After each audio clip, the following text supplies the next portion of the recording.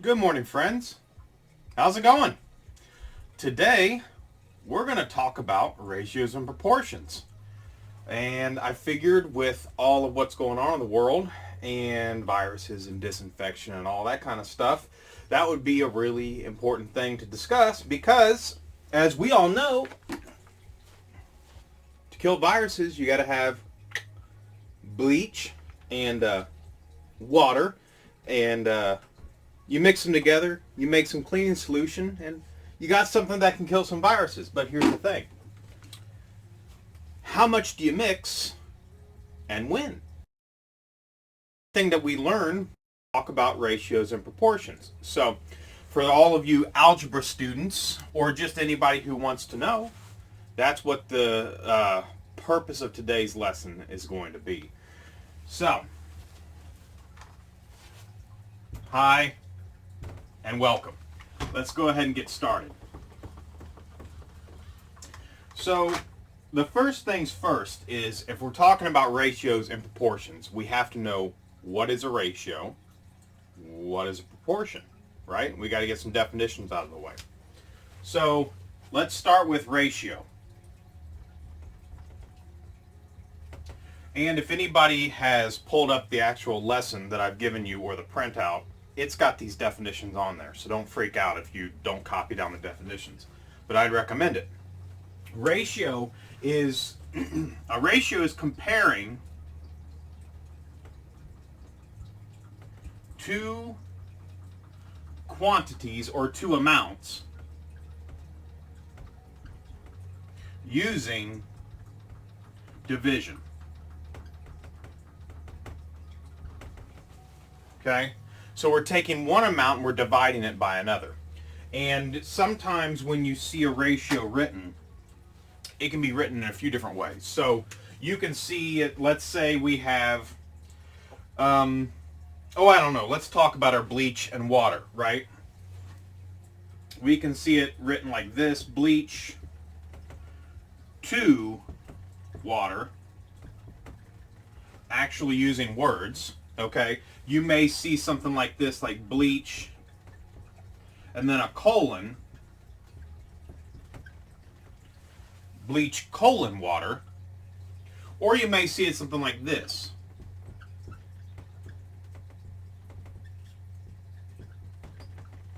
Bleach over water, or bleach divided by water, kind of like a fraction, right?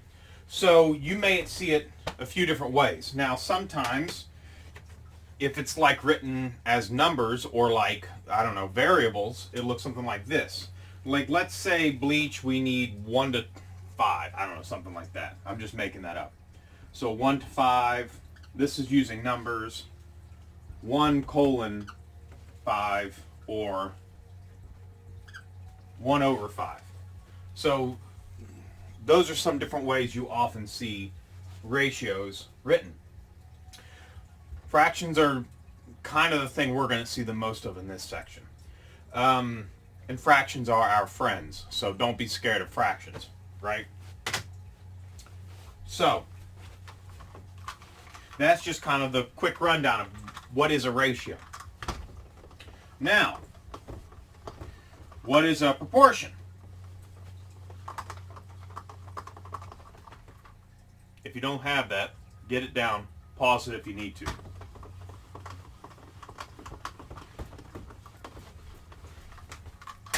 All right, so proportion, that's the second big thing of this section.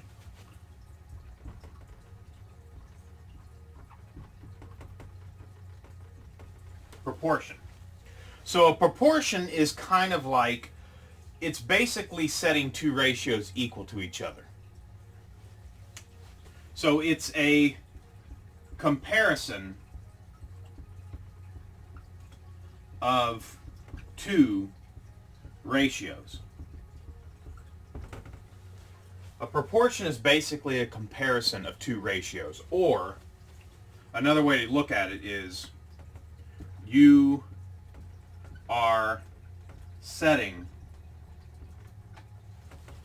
two ratios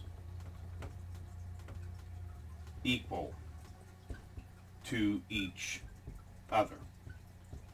And that's not a perfect definition, but it's the clearest, easiest way I can explain it. Okay?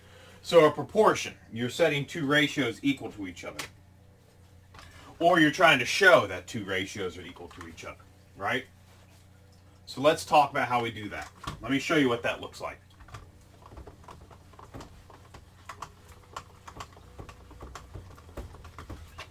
All right, so let's say I've got, go back to the ratio I just had, 1/3, okay? So let's say we're talking about bleach and water, just like I showed you. So you're saying 1 part bleach to 3 parts water. And that's not like, you know, an actual 1 to 3. That could be like 1 ounce of bleach to, I don't know, 3 quarts of water, something like that. And we'll get into that a little bit more. That would be the same as, or if I said 10 parts bleach to 30 parts water. Okay, if I wrote that up there, that would be a proportion. Just because 1/3 is an equal fraction to 10/30. And I'm going to show you a couple of ways how we can prove, or how we can show that these are equal fractions. And for those of you who know how to reduce fractions already, that shouldn't be too bad. Okay, let's do some examples. So far, so good, I hope. Let's do some examples. So if you are working with me from the lesson that I gave you, if you're working with me, I'm going to look at example 1. I've got that right here. So let me move down a little bit on my screen. And I'm on example 1. And if not, just kind of watch. If you don't have the sheet in front of you, just watch what I do. You know, you don't have to have the sheet in front of you. So let's check out example 1 here. Okay, and I am on the bottom of page 111 from the sheet I gave my algebra students.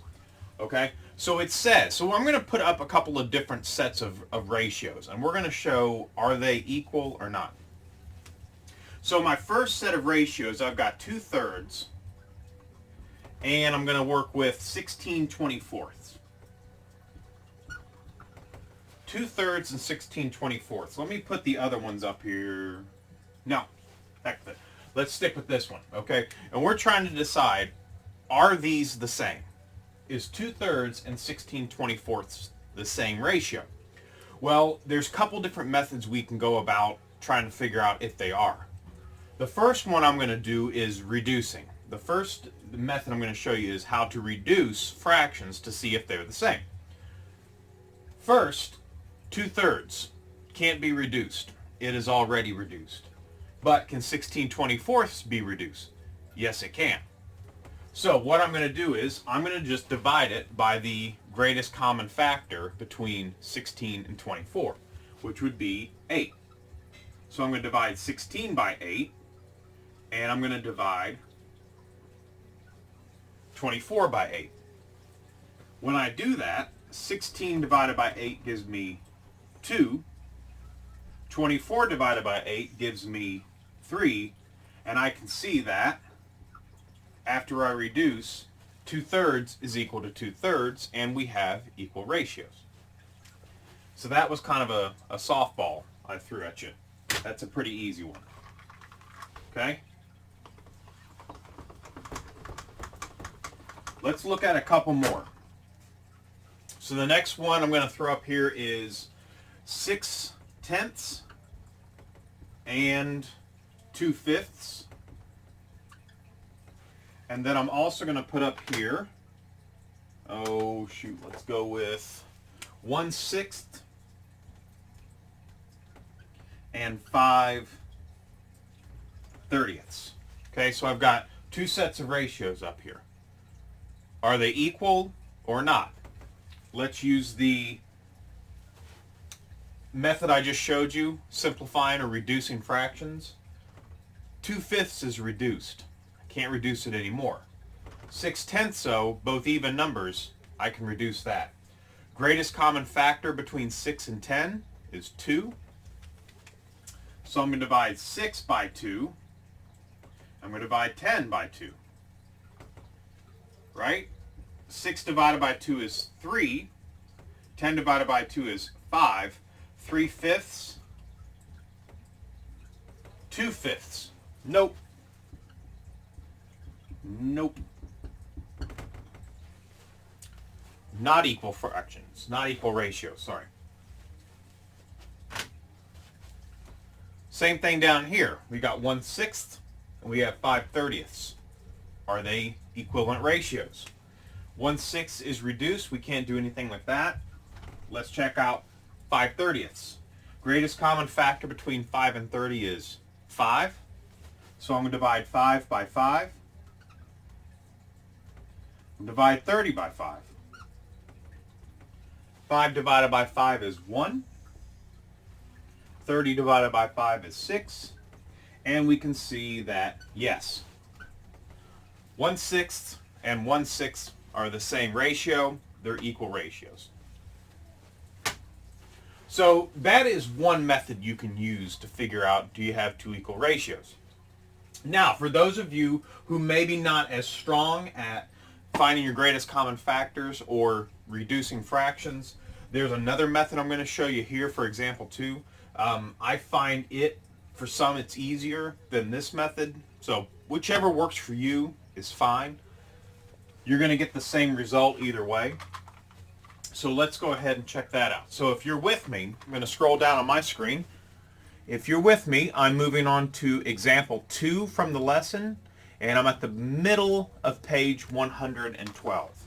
Middle of page 112. And remember, you can pause this video at any time. If you have any issues, pause it, and you can hit me up on Skype. You can hit me up on Google Hangouts, Facebook Messenger, any of those things you can just do while you're watching the video. Okay? So keep that in mind. Don't feel like you have to just watch all this and, you know, try to digest it all at the same time. All right, let's look at example 2.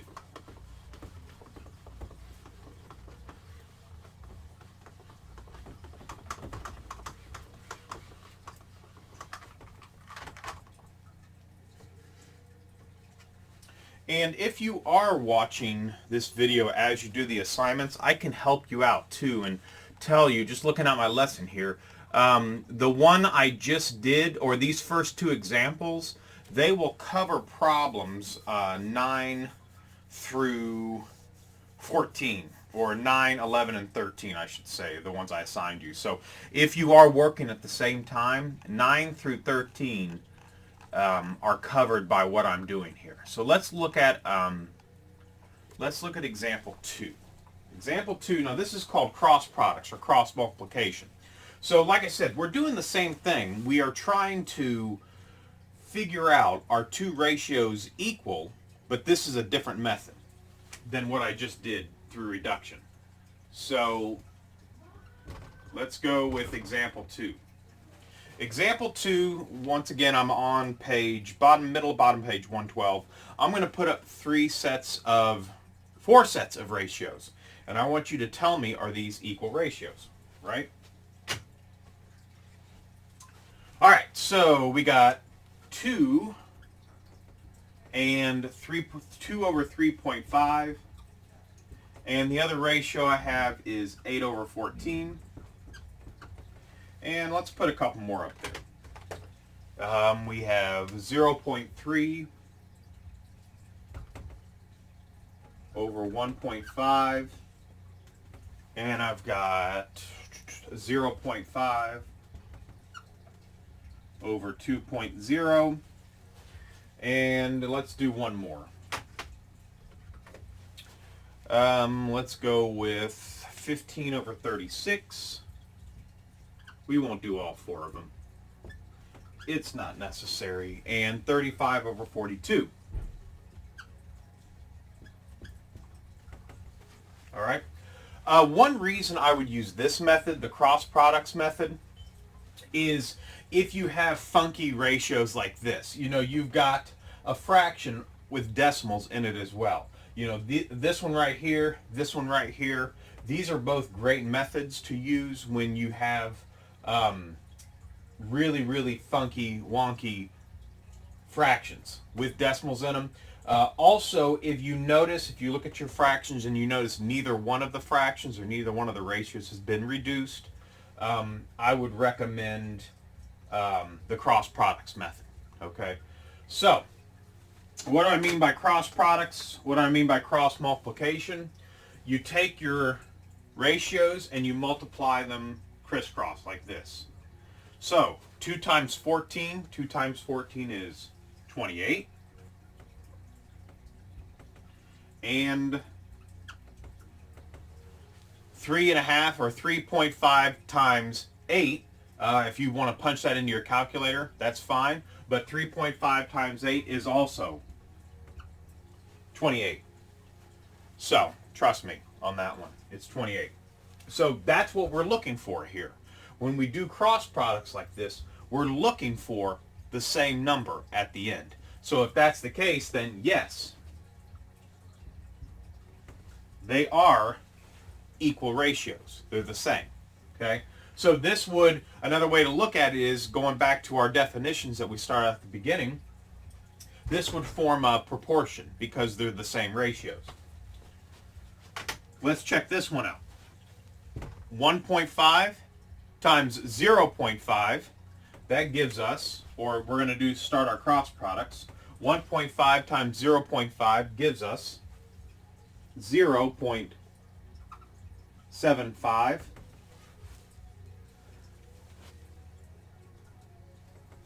0.3 times 2.0 gives us 0.6.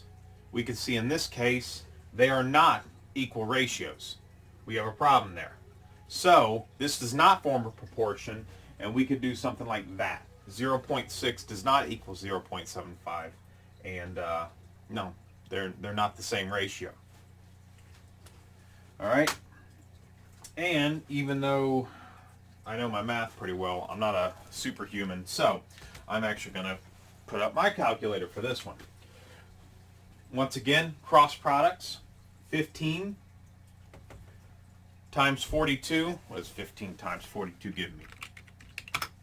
We get 630 with that one. And then let's try 36 times 35, 36 times 35, and that is not even close, 1,260. So once again, 15 over 36 and 35 over 42, they are not equal ratios. They don't form a proportion, so we can do this again. And for all of you who don't remember, that means not equal. It's an equal sign with a slash through it. That means not equal. Okay?